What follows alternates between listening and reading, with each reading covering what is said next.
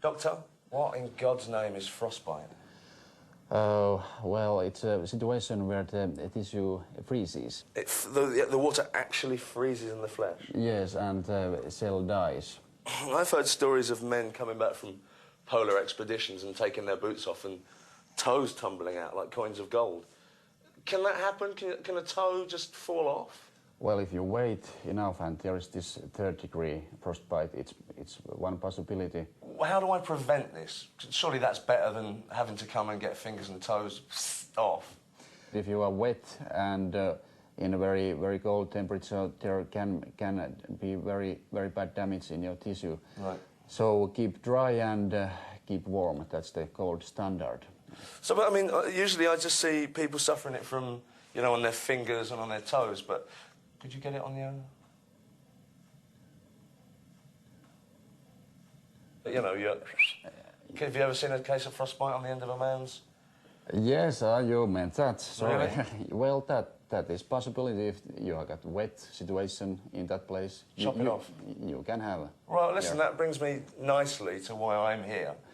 I've picked up a double shift down at the lolly factory, and I've been in the walk-in freezer all day, got my boots wet earlier on, and I'm in a lot of pain now.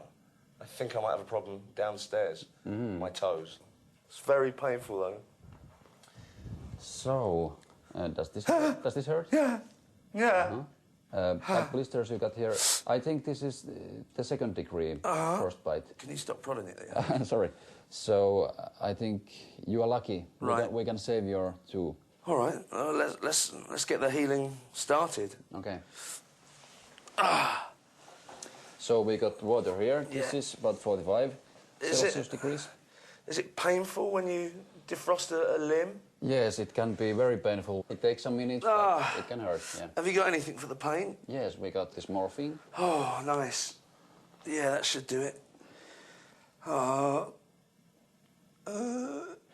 As the warm water began to gently thaw my frozen extremity, the morphine kicked in, and my mind drifted to thoughts of those whom frost had previously bitten. 2 years ago, frostbite caused Sir Ranulph Fiennes to lose several fingers from his left hand while trekking to the North Pole.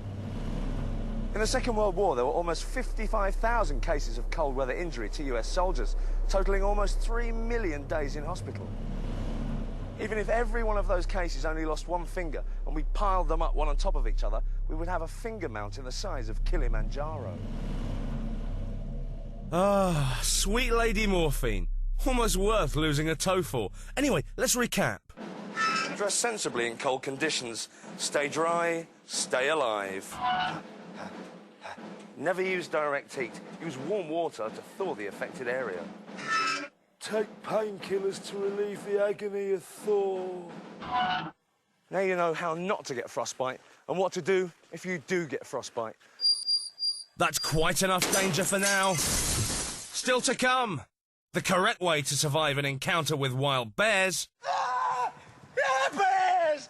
And what to do when confronted by a bat-wielding maniac.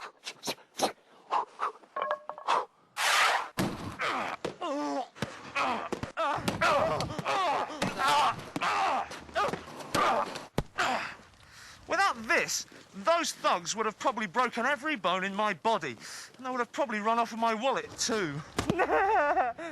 Luckily, I was wearing this state-of-the-art protective suit, which meant I could take that really good kicking in relative comfort.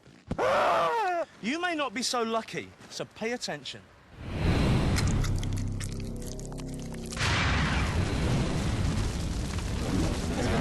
There are an estimated 14,000 of these sold in the UK every year. All perfectly innocent, you might think. Well, maybe so. But factor in there are only 10,000 baseball players in the UK, and this sliver of ash takes on a whole new sinister meaning. Just do the math. 14,000 sold, minus 10,000 for genuine bat games, leaves an alarming 4,000 in the hands of potential wrong-uns.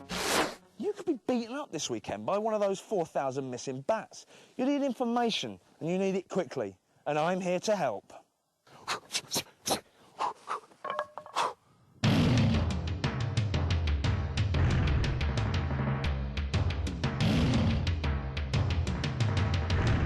Right, so I've come out of the pub, I've had a few beers, I'm kind of stumbling around the street, and all of a sudden, a nutcase with a baseball bat leaps out and threatens me. What am I going to do? Well, if you take that, for example, yeah? Just a common or garden bat. Say you've gone back into the pub, Right. you're back in there, and this nutcase is still having a go at you. Yeah. What you'd do is you would look around for something, it'd be anything, but obviously the longer it is, to actually use. Not as a weapon, yeah, we're not going to be in the business of beating him over the head with this, but actually to use it to keep him at bay until I can actually find myself a way to make me escape, yeah? All right, so I'm that's what portraying the I'm after. madman, right, with a Yeah. bat. Yeah. Let's have a little run through. Well, come on! Come on! Come on! And then I'm off. And it works. Yeah. Nice. Yes! Try fending him off with a chair. If it works for lion tamers, maybe it'll work for you. Is there things you can do to freak these people out? Daddy loves you too. What if, as he came at you, you said, kiss me, give me a kiss? That would freak me out if I was going to... Well, you know, in a lot of these martial art things, they start with the cry, a noise, and it's to put the opposite, yeah, or whatever it is. Well, the whole idea of that is actually to take somebody slightly off guard before you actually make your move. And you can do any number of different things like that. I mean, just suddenly pulling a stupid face and going... And that will be sufficient for them to stop in their tracks and you to be able to get the element of surprise in and do something about it. OK, behave like a simple-minded fool. It may freak him out. So what about pleading? What if I drop to my knees? Don't hurt me, don't hurt me, don't hurt me.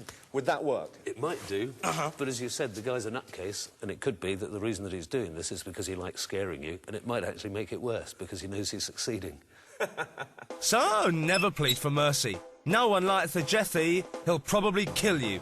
But what if I'm feeling particularly hard? All right, so we know that running away is the best thing to do. But there's a bar full of quite attractive women here, and I want to macho it up a bit. Surely there's a way that I can disarm him without running away. It's a difficult thing to do, Right. there's no doubt about it, and it takes a lot of practice. But yeah, and what it all boils down to is if we come through in slow motion, I've got to be quick enough to actually be able to grab your hand like that. Using your momentum as you're going through, I can then get you straight up into the arm lock. And the bat's gone. And the back's gone. And you can take your pick of women in the pub. And you can take your pick of women in the pub. That's it. Nice, you've nicked his bat. Who's the daddy now, eh? Eh? I feel ready. Let's see how I cope in a real fight with a large actor. Bring it on. Come on.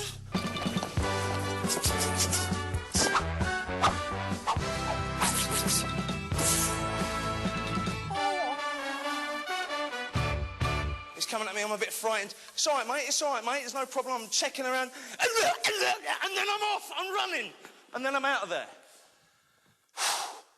It felt good and I'm still alive, so it must work. Let's recap. Fend him off with a chair, then run away. Freak him out to buy yourself some time, then run away. Never plead with him. It's just embarrassing.